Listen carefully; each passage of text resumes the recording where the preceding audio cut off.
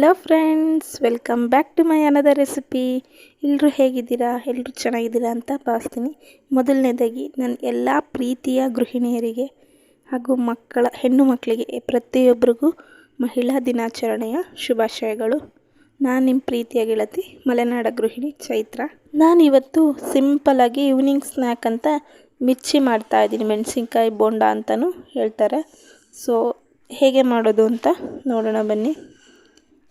ಮೊದಲಿಗೆ ನಾನಿಲ್ಲಿ ಒಂದು 1/4 kg ಕಡಲೆ ಹಿಟ್ಟನ್ನ ತೊಗೊಂಡಿದ್ದೀನಿ. ಆ ಕಡಲೆ ಹಿಟ್ಟಿಗೆ ನಾನು ನೋಡಿ ಒಂದು ಸಣ್ಣ ಸ್ಪೂನಲ್ಲಿ ಖಾರದ ಪುಡಿ ಹಾಕೋತಾ ಇದ್ದೀನಿ. ಮೆಣಸಿಕಾಯಿ ಕೂಡ ಖಾರ ಇರುತ್ತಲ್ವ, ಸೊ ನೋಡಿ ಹಾಕ್ಕೊಳ್ಳಿ. ಹಾಗೆ ನೋಡಿ 1 ಸ್ಪೂನಷ್ಟು ಅಜ್ವಾನನ ಈ ಥರ ಕ್ರಷ್ ಮಾಡಬೇಕು. ಹೀಗೆ ಕ್ರಷ್ ಮಾಡಿ ಹಾಕೋದ್ರಿಂದ ಒಳ್ಳೆ ಪರಿಮಳ ಬರುತ್ತೆ. ಸೊ ಹಾಗಾಗಿ ಹೀಗೆ ಕ್ರಷ್ ಮಾಡಿ ಹಾಕ್ತಾಯಿದ್ದೀನಿ. ಹಾಗೆ ರುಚಿಗೆ ತಕ್ಕಷ್ಟು ಸ್ವಲ್ಪ ಉಪ್ಪನ್ನು ಹಾಕೋತಾ ಇದ್ದೀನಿ. ಇದ್ರ ಎಲ್ಲದ್ರ ಜೊತೆ ನಾನು ಇನ್ನೊಂದು ಐಟಮ್ ಹಾಕೋತೀನಿ. ಅದರಿಂದ ಎಣ್ಣೆ ಕೂಡ ಕಡಿಮೆ ಇಳಿಯುತ್ತೆ ಹಾಗೂ ಕ್ರಿಸ್ಪಿಯಾಗಿ ಕೂಡ ಇರುತ್ತೆ. ಅದೇನೆಂದರೆ ಜೋಳದ ಹಿಟ್ಟು. ಕಾರ್ನ್ಫ್ಲೋರ್ ಅಲ್ಲ, ಮಾಮೂಲಿ ಜೋಳದ ರೊಟ್ಟಿ ಮಾಡಲಿಕ್ಕೆ ಮಾಡಿಸಿರ್ತೀವಲ್ಲ ಆ ಹಿಟ್ಟನ್ನು 1 ಸ್ಪೂನಷ್ಟು ಹಾಕ್ತಾಯಿದ್ದೀನಿ. ಕೆಲವರು ಅಕ್ಕಿ ಹಿಟ್ಟು ಬಳಸ್ತಾರೆ. ಅಕ್ಕಿ ಹಿಟ್ಟಕ್ಕಿಂತ ಜೋಳದ ಹಿಟ್ಟು ಬಳಸೋದ್ರಿಂದ ಹಿಟ್ಟನ್ನು ಎಣ್ಣೆ ಇಳಿಯೋದು ಕೂಡ ಕಡಿಮೆ ಆಗುತ್ತೆ. ಹಾಗೆ ಕ್ರಿಸ್ಪಿನೆಸ್ ಆಗು ಕೂಡ ಇರುತ್ತೆ. ಜೊತೆಗೆ ಇನ್ನೊಂದು ಟಿಪ್ಸ್ ಹೇಳ್ತೀನಿ, ಅದು ಹೋಗ್ತಾ ಮುಂದೆ ಹೇಳ್ತೀನಿ. ಇವಾಗ ಡ್ರೈ ಆಗಿ ಚೆನ್ನಾಗಿ ಇದನ್ನು ಫಸ್ಟು ಮಿಕ್ಸ್ ಮಾಡ್ಕೊಳ್ಳೋಣ. ಎಲ್ಲ ನೀಟಾಗಿ ಮಿಕ್ಸ್ ಆದ ನಂತರ ಇದಕ್ಕೆ ಸ್ವಲ್ಪನೇ ನೀರು ಹಾಕಿ ನೋಡಿ ಈ ಥರ ಕಲಿಸ್ಕೊಳ್ಳೋಣ. ನೀಟಾಗಿ ಸ್ವಲ್ಪನೇ ಹಾಕ್ತಾ ಕಲಿಸ್ಕೊಳ್ರಿ. ನಾವೀಗ ಪಕೋಡ ಆಗಲಿ ಅಥವಾ ಮಾಮೂಲಿ ಬೋಂಡ ಮಾಡುವಾಗೆಲ್ಲ ತುಂಬ ತೆಳ್ಳಗೆ ಕಲಿಸ್ಕೊಂಡಿರ್ತೀವಿ. ಬಟ್ ಈ ಮಿರ್ಚಿ ಮಾಡಲಿಕ್ಕೆ ಸ್ವಲ್ಪ ತಿಕ್ಕಾಗಿರಬೇಕು, ತುಂಬ ಗಟ್ಟಿ ಇರಬೇಕು. ತೋರಿಸ್ತೀನಿ ನೋಡಿ ಕನ್ಸಿಸ್ಟೆನ್ಸಿ ಯಾವ ಥರ ಇರಬೇಕು ಅಂತ. ಸ್ವಲ್ಪ ಗಟ್ಟಿ ಇದ್ದಷ್ಟು ಚೆನ್ನಾಗಿ ಬರುತ್ತೆ. ನೋಡಿ ಎಷ್ಟು ಗಟ್ಟಿಯಾಗಿದೆ, ಈ ಕನ್ಸಿಸ್ಟೆನ್ಸಿ ಇರಬೇಕು. ಹಾಗೆ ಹೇಳೋದು ಮರ್ತೆ ನಾನು, ಈ ಕಲಿಸುವಾಗ ಮುಂಚೆ ನಾನು ಅರ್ಧ ಟೇಬಲ್ ಸ್ಪೂನಷ್ಟು ಸೋಡಾ ಕೂಡ ಹಾಕಿದ್ದೆ.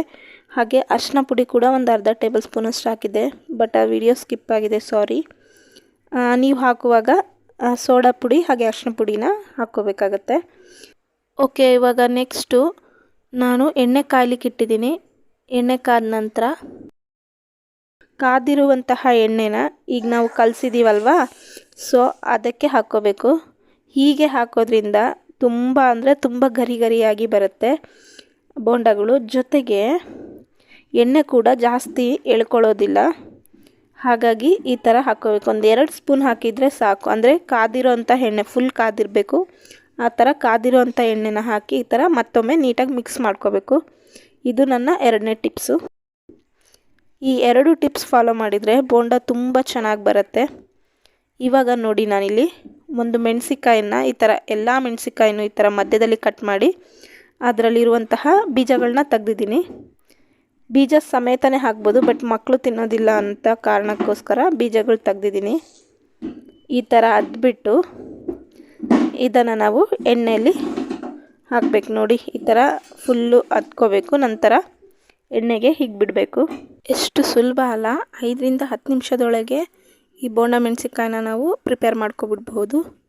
ಆದರೆ ನಾನು ಹೇಳ್ದ ಹಾಗೆ 2 ಟಿಪ್ಸು ಫಾಲೋ ಮಾಡಿದರೆ ಚೆನ್ನಾಗಿ ಬರುತ್ತೆ.